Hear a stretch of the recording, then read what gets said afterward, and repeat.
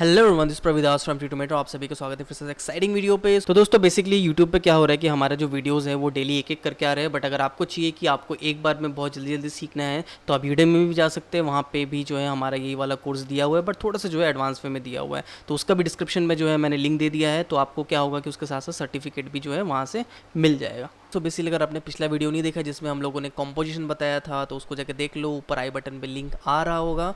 और अगर आपने उसको नहीं देखा है तो आप जा सकते हो मेरे चैनल पे, वहाँ पे आपको दिख जाएगा। और अभी जो वीडियो है इसमें हम लोग देखने वाले हैं लेयर एंड इट्स प्रॉपर्टीज़।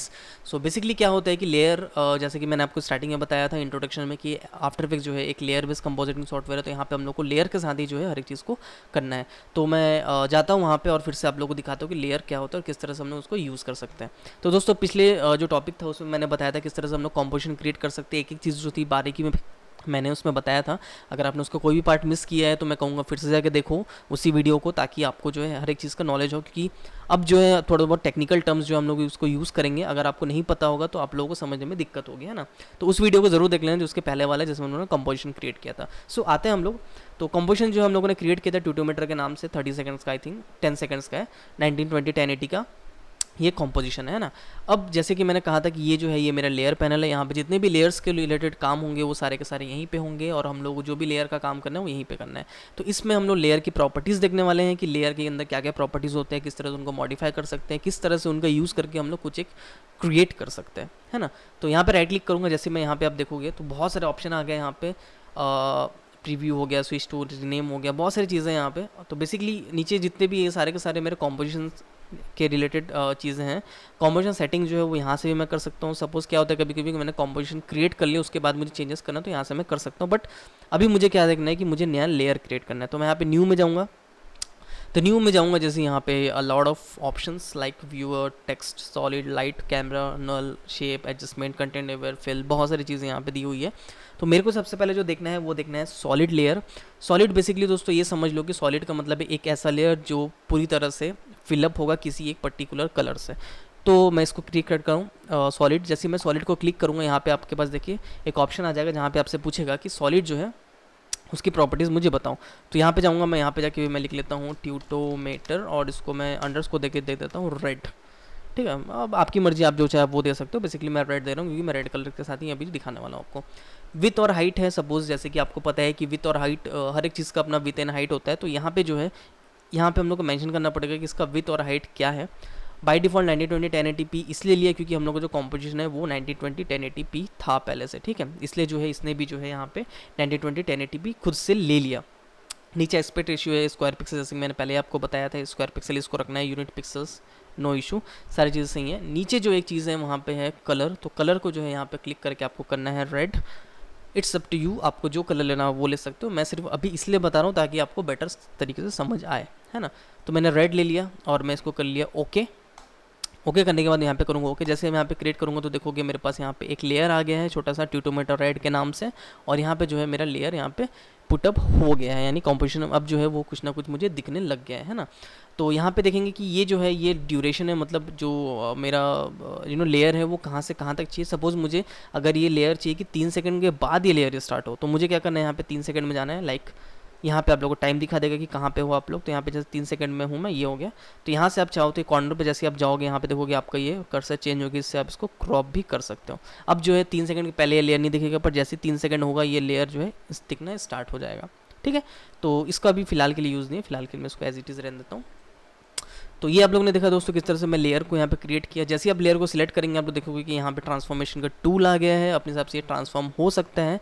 अब जैसे कि मुझे इसको मूव करना है तो उसको मैं मूव कर सकता हूँ स्टेप से, बट मेक श्योर कि आपका जो है यहाँ पे ये जो टूल है सिलेक्शन टूल ऑन हो, है ना। हो सकता है अगर आपका हैंड टूल होगा तो देखो आपका पूरा कॉम्पोजिशन ही मूव होगा, आपका जो है लेयर जो है वो मूव नहीं होगा। तो आपका ये जो है ये selection tool by default select होना चाहिए। आप इसको अपने हिसाब से पोजीशन दे सकते हो, आपको चाहिए तो इसको आप रोटेट कर सकते हो। रोटेट करने के लिए क्या है, W प्रेस करोगे तो यहाँ पे देखोगे कि इसका आइकन चेंज हो गया और आप इसको ऐसे रोटेट भी आप कर सकते हो, ठीक है। तो बेसिकली ये ट्रांसफॉर्म हो गया, इसका अंडू कर देता हूँ। और रोटेट अगर आपको करना है तो यहाँ पे एक और ऑप्शन है, छोटा सा रोटेट का टूल है, सेम W से जो होता था ये भी वही है, W का शॉर्टकट है, आप लोग देख सकते हो रोटेशन टूल। इससे भी जो है चीज़ें आपकी रोटेट हो जाएंगी, है ना। बट दोस्तों इसको मैं इसलिए यूज़ नहीं करता हूँ ज़्यादातर, क्योंकि अब जैसे मुझे फिर से सिलेक्शन टूल चाहिए तो फिर से मुझे यहाँ पर जाना पड़ेगा। अब W प्रेस करने से क्या होता है तुरंत चेंज हो गया, फिर से ये सही हो गया, तो इसलिए मैं जो है W को जो शॉर्टकट से उनको यूज़ करता हूँ। छोटा बड़ा करना है तो आप किसी भी कॉर्नर को पकड़ सकते हैं, यहाँ पे जो पॉइंट्स आप अपने हिसाब से छोटा बड़ा कर सकते हैं। आपको लंबा चाहिए, छोटा चाहिए, मोटा चाहिए, जैसा चाहिए आप उसको अपने हिसाब से जो है ट्रांसफॉर्म कर सकते हैं। ठीक है, अब जैसे कि यहाँ पे ये हो गया।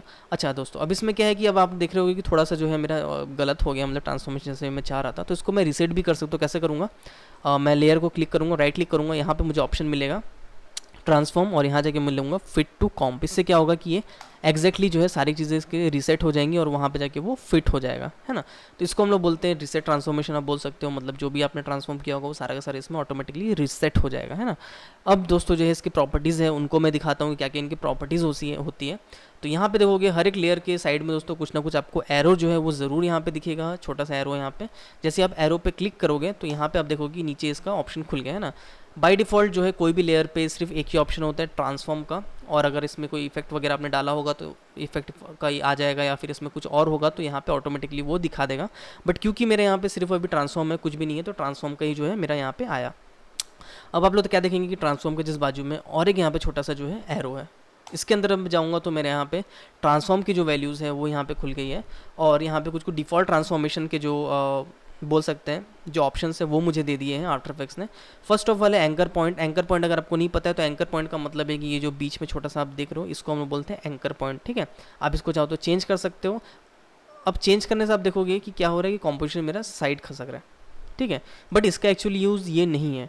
मैं एक बार के लिए इसको रीसेट कर देता हूँ, 960 सॉरी, एक बार के लिए मैं इसको रीसेट कर देता हूँ। एंकर पॉइंट का एक्जैक्टली क्या यूज़ है वो मैं थोड़ी देर बाद आपको बताऊंगा, तभी आपको समझ में आएगा।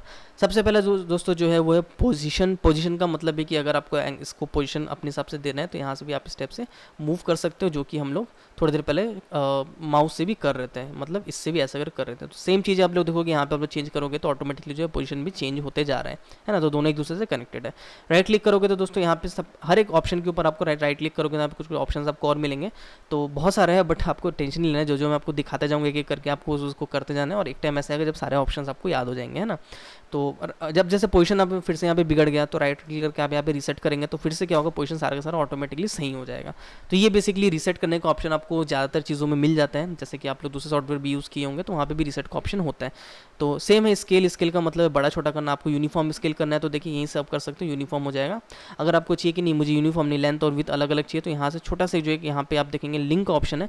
लिंक के ऑप्शन से आप क्लिक करेंगे, अब ये अनलिंक हो गया। अब देखिए आप इसको अपने हिसाब से अलग अलग डायरेक्शन में कर सकते हैं। ठीक है, लिंक रहने से क्या होगा कि दोनों को दोनों लिंक हो गए। अब देखिए फिर से ये लिंक हो गया। अब मैं जैसे करूँगा तो अब ये इसको जो है इसको लिंकअप करके ये बड़ा छोटा करेगा। ठीक है, पहले क्या हो रहा था कि देखिए एक बार के लिए मैं इसको फिर से रीसेट करता हूँ, मैं फिर से आपको दिखा देता हूँ, नहीं समझ में आया होगा तो। अभी क्या हो रहा था कि देखो ये मैंने इसका जो विथ है ये ऐसे ही है। अब मैं इसको अनलिंक कर देता हूँ, इसको विथ को छोटा बड़ा कर देता हूँ। तो ये जो है ये मेरा अभी मुझे ऐसा चाहिए, मतलब सपोज़ कभी कभी होता है कि मुझे ये जो साइज़ है ये मेरा ठीक है। अब मैं जब इसको लिंकअप करूँगा अब क्या होगा कि ये इसी साइज़ को अब इस साइज़ को जो है ये बड़ा छोटा करेगा। ठीक है, आप देखोगे फिर से यहाँ पे दोनों को दोनों ऑटोमेटिकली यहाँ पे अपने हिसाब से छोटे बड़े हो रहे हैं। तो लिंकअप का ये काम है दोस्तों कि जब भी आप लिंक करोगे दोनों वैल्यूज़ एक साथ जो है वो मूव होगी। तो राइट क्लिक करके मैं इसको रीसेट कर देता हूँ फिर से। नेक्स्ट आता हूँ मैं रोटेशन पे। रोटेशन जैसे कि मैंने आपको बताया यहाँ से भी आप कर सकते हो, W प्रेस करके भी कर सकते हो, और चाहो तो आप यहाँ से भी कर सकते हो। ठीक है, इस टाइप से देखो जैसा आपको चाहिए वैसा आप इसको रोटेट कर सकते हो। अच्छा, अभी आप देखोगे 2D में रोटेट हो रहा है, 3D में रोटेट नहीं हो रहा है। वो इसलिए क्योंकि 3D अभी तक हम लोगों ने इसका ऑन नहीं किया है। तो 3D के लिए अलग से क्लासेस होने वाली है आगे, उसमें हम लोग देखेंगे किस तरह से हम लोग 3D रोटेशन भी इसमें दे सकते हैं, है ना। नेक्स्ट आता हूँ दोस्तों ओपेसिटी। ओपेसिटी का मतलब सबसे ईजी तरीका बताऊँ तो ट्रांसपेरेंसी, मतलब ये कितना ट्रांसपेरेंट होगा अगर मैं एक बार के लिए ट्रांसपेरेंसी इसको ऑन करूँ। तो बाय डिफ़ॉल्ट जो ट्रांसपेरेंसी ऑन हो गया है। अब एक बार के लिए मैं इसको स्विच ऑन स्विच ऑफ करके देख लेता हूँ। यहाँ पे आप छोटा सा देखेंगे आई का बटन, इससे क्या होगा कि ये लेयर जो है हाइड और अनहाइड होता है यहाँ से। ठीक है, यहाँ पे देखोगे लेयर अनहाइड हाइड होता है। कभी कभी क्या होता है दोस्तों कि लेयर को हम लोग को नहीं देखना है, उसके नीचे की जो चीज़ें उनको हम लोगों को देखना है, तब जो है तब ये यूज़ होता है। तो जैसे ही मैं इसके अंदर जाऊँगा यहाँ पे जाके मैं ओपेसिटी को कम ज़्यादा करूँगा तो आप देखोगे पीछे की जो चीज़ें वो मुझे दिखनी चालू हो जाएंगी। 50 का मतलब है आधी ओपेसिटी, मतलब आधा पीछे का दिखेगा आधा सामने का दिखेगा। 0 का मतलब है कि पूरा का पूरा जो है पीछे का दिखेगा। ये लेयर यहाँ पे है तो पर ये दिख नहीं रहा है क्योंकि इसकी ओपेसिटी जो है सबसे कम है ना। तो ओपेसिटी का दोस्तों ये फंडा है। ओपेसिटी का मतलब है कि ट्रांसपेरेंसी कितनी कम ज़्यादा होगी, है ना। तो एक बार के लिए मैं इसको ऑफ करता हूँ और अब मैं कुछ शॉर्टकट्स आपको जो है वो मैं बता देता हूँ। सबसे पहले मैं जाता हूँ ओपेसिटी को ना मैं बढ़ा लेता हूँ ताकि आप लोगों को बेटर तरीके से दिखे, है ना। तो ये जो हो गया कुछ शॉर्टकट जो है वो मैं आपको बता देता हूँ। P का मतलब है दोस्तों पोजीशन। ठीक है, तो यहाँ पे देखोगे पोजीशन टैब खुल गया। आर का मतलब है रोटेशन, सिर्फ रोटेशन खुल गया। एस का मतलब है कि स्केल, मतलब सिर्फ और सिर्फ स्केल जो है वो खुल गया। ए प्रेस करोगे तो एंकर पॉइंट खुल गया। ठीक है, तो ये 4 जो है शॉर्टकट उनको आपको याद रखना है। क्या क्या है? A for anchor point, P for position, S for scale, R for rotation, T for opacity, opacity का ओ नहीं है, टी फॉर ओपेसिटी है। ठीक है, ये आपको याद रखना है। तो ये सारी चीज़ें दोस्तों आपको समझ में आ गई। अब आपको जैसे कभी कभी क्या होता है कि आपका एंकर पॉइंट भी बिगड़ गया, सब कुछ बिगड़ गया, हिसाब से कुछ भी एक हो गया और आपको सबको रीसेट करना है, तो ट्रांसफॉर्म के जस्ट बाजू में एक और आपको ऑप्शन मिलेगा रीसेट। इससे क्या होगा, सारा का सारा एक साथ रीसेट हो जाएगा, है ना। कभी कभी क्या होता है कि हमको सब रीसेट करना होता है, तब हम लोग उसको यूज़ करते हैं। अदरवाइज आपको सिर्फ और सिर्फ पोजीशन को रीसेट करना है, तो आपको यहाँ पे राइट क्लिक करके आपको रीसेट करना है ना। तो सबको रीसेट करना है, तो यहाँ पे मैं रीसेट का बटन दबाऊंगा और ये सारा का सारा चीज़ों को रीसेट करके मुझे दे देगा। तो ये हो गया दोस्तों बेसिकली।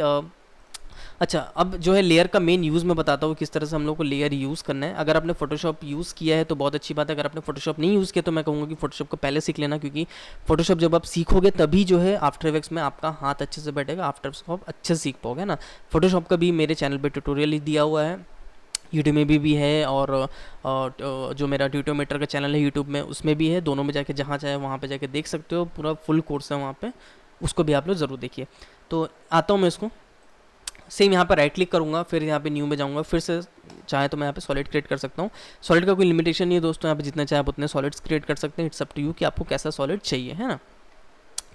तो यहाँ पे सेम सारी ऑप्शंस वहाँ पे दिख रहे हैं। यहाँ पे मैं फिर से इसको जाता हूँ, यहाँ पे जाके फिर से मैं लिखता हूँ ट्यूटोमेटर, और इस बार जो है मैं लेता हूँ ग्रीन। ठीक है, और कलर को मैं क्लिक कर लेता हूँ और यहाँ पे जाके मैं कर लेता हूँ ग्रीन। ठीक है, ग्रीन, प्योर ग्रीन। अभी जैसे मुझे प्योर ग्रीन चाहिए तो मुझे कैसे करना पड़ेगा, यहाँ पे देखोगे 3 वैल्यू है RGB की, तो बाकी ग्रीन को छोड़ के बाकी दोनों को मुझे 0 0 करना है। अभी देखिए रेड में थोड़ी वैल्यू है तो रेड को मैं 0 कर दूंगा। अब जो है ये रेड में 0 हो गया, ब्लू में 0 हो गया, और ग्रीन में है 255, इसका मतलब कि ये प्योर ग्रीन है ना। ओके कर दिया तो आप देखोगे यहाँ पे ओके करने के बाद ये फिर से लेयर आ गया, है ना। अब यहाँ पे दोस्तों सिंपल सी बात है समझने की चीज़, कि जो चीज़ ऊपर है वो चीज़ मुझे आगे दिखेगी, जो चीज़ पीछे है वो चीज़ पीछे दिखेगी, है ना।